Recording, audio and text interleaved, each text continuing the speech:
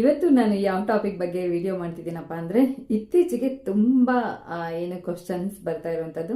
ಏನಪ್ಪ ಅದು ಅಂದರೆ ನನಗೆ ಜಾಸ್ತಿ ಟೈಮ್ ಸೆಕ್ಸ್ ಮಾಡಬೇಕು ಅನಿಸುತ್ತೆ, ಮತ್ತು ಎಷ್ಟೊತ್ತಾದ್ರೂ ನನಗೆ ಔಟ್ ಆಗ್ತಾ ಇಲ್ಲ. ನನ್ನ ಪಾರ್ಟ್ನರ್ ಸುಸ್ತಾದ್ರೂ ನನಗೆ ಔಟ್ ಆಗ್ತಾ ಇಲ್ಲ, ಮತ್ತು ನನಗೆ ಸಾಕು ಅಂತ ಅನ್ನಿಸ್ತಾ ಇಲ್ಲ.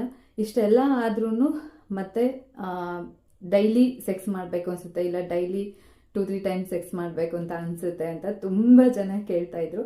ಸೊ ಅದಕ್ಕೋಸ್ಕರ ಇವತ್ತು ಈ ಟಾಪಿಕ್ನ ತಗೊಂಡಿದ್ದೀನಿ. ಓಕೆ, ವಿಡಿಯೋ ಸ್ಟಾರ್ಟ್ ಮಾಡೋಣ. ಅವ್ರದ್ದೆಲ್ಲ ಒಂದು ಥರ ಪ್ರಾಬ್ಲಮ್ ಆದರೆ ಈ ಏನು ಬೇರೆ ಇದ್ದಿರಲ್ವ, ಅಂದರೆ ನನಗೆ ಎಷ್ಟೊತ್ತು ಸೆಕ್ಸ್ ಮಾಡಿದ್ರೂ ಸಹ ಔಟ್ ಆಗ್ತಾ ಇಲ್ಲ. ಸುಮಾರು ಅರ್ಧ ಗಂಟೆ 1 ಅವರ್ ಗಟ್ಟಲೆ ನಾವು ಸೆಕ್ಸ್ ಮಾಡ್ತೀವಿ.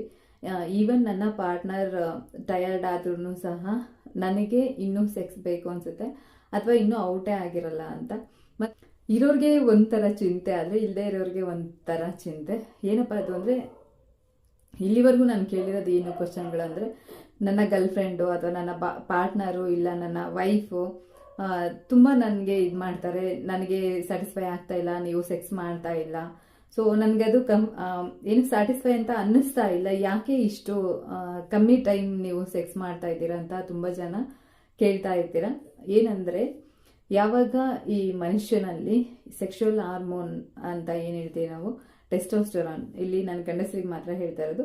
ಸೊ ಟೆಸ್ಟೋಸ್ಟೆರಾನ್ ಅನ್ನುವಂಥ ಹಾರ್ಮೋನ್ ಜಾಸ್ತಿ ಆದಂಥ ಟೈಮಲ್ಲಿ ಈ ಥರ ಸೆಕ್ಷುವಲ್ ಆಸೆಗಳು ಮತ್ತು ಏನು ನೀವು ಡ್ಯೂರಿಂಗ್ ಟೈಮಿಂಗ್ಸ್ ಏನಿರುತ್ತೆ, ಸೊ ಅದು ಜಾಸ್ತಿ ಇರುತ್ತೆ. ಓಕೆನಾ, ಅದು ಒಂದು ಏಜ್ ಲಿಮಿಟ್ವರೆಗೂ, ಅಂದರೆ ಒಂದು 20 to 30ವರೆಗೂ. ಸೊ ಈ ಥರ ಎಲ್ರಿಗೂ ಇದ್ದೇ ಇರುತ್ತೆ. ಒಂದು 30 ಇಲ್ಲ 20% ಇಲ್ಲದೆ ಇರ್ಬೋದು.